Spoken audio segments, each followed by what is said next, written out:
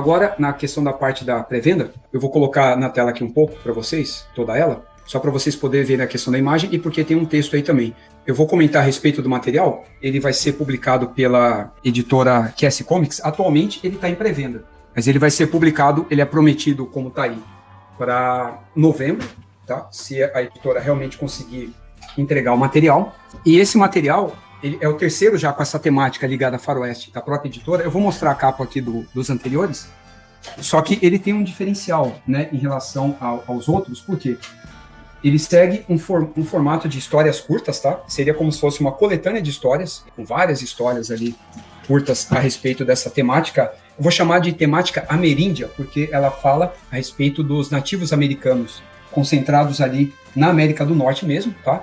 O que hoje compreende as regiões ali de Estados Unidos, Canadá, México. Então, ao todo serão 18 histórias, só que esse material comercializado pela QS Comics, ele não é italiano, tá? É aquele tipo de faroeste franco-belga.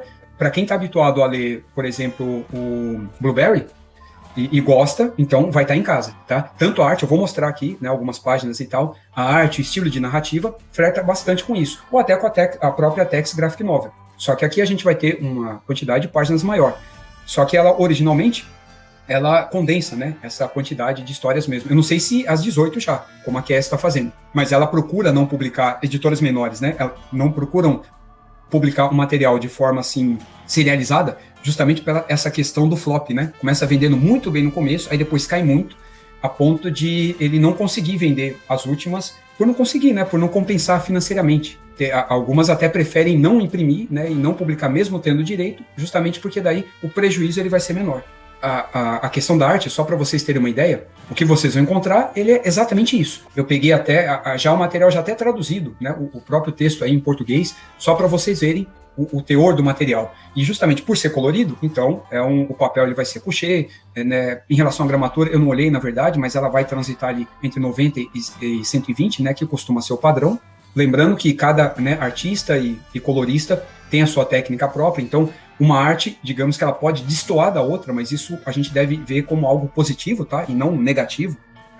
Tanto o cenário e os momentos históricos, eles também são bastante diferentes, né? Tipo, não é uma sequência, né? Digamos que na história 1, eles começam a falar a respeito de um determinado assunto, e a história 2, aí muda o roteiro e o artista, mas o assunto continua. Não, as histórias, elas são autocontidas. Então, por exemplo, uma vai se passar ali pode se passar em uma determinada região, enquanto a outra passa numa região completamente diferente, né? Tanto a época quanto o lugar, mas ela procura abarcar, como estava no começo, naquela sinopse que eu havia mostrado para vocês, praticamente 2 séculos, ou um pouco mais até, de história, né, dos povos, que a gente acompanhou, não só em publicações de quadrinho, né, através da nona arte, mas por meio da literatura, do cinema, e assim por diante, e da própria história, né, nos livros, quando a gente estudava história, de alguma maneira, ou para quem lê, né, a respeito das histórias, principalmente histórias das guerras, né, dessa época e naquela região. Esses são os títulos anteriores ligados à temática que a QS Comics publicou. Esses materiais, eles não possuem continuação pela editora. Como eu falei, ela só procura trabalhar com material fechado. Mesmo que o Bouncer dela tenha continuação, ele ainda é publicado, né, lá na França. No caso dela, ele vai terminar, ele começa e termina aí mesmo.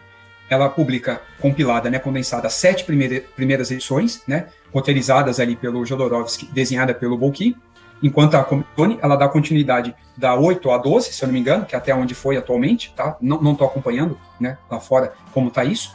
E lembrando que o próprio Jodorowsky, ele só escreve até o número 10, né? A partir da número 11, o roteirista muda. Eu não sei se muda o roteirista ou eu acho que é o próprio desenhista, o próprio Bocchi, que passa a roteirizar também. Assim como o Moebius já chegou a fazer com o Blueberry, desenhando e roteirizando ao mesmo tempo, quando ele estava trabalhando sozinho já. E aí o Último Homem, que ele foi publicado, foi o último material entregue praticamente, né, da editora, o último com essa temática. Eu gostei muito da arte, muito mesmo, né, do artista e tal. Eu acho que vocês também, né, gostaram bastante. E é isso. Só que em relação à história, eu não procurei me aprofundar muito, porque eu pretendo ler e tal em breve, e aí eu quero ser surpreendido ou não. Então eu não detalhei muito e não fiz nada, nenhum tipo de previsão, review, nada em relação ao material, porque eu realmente ainda não li.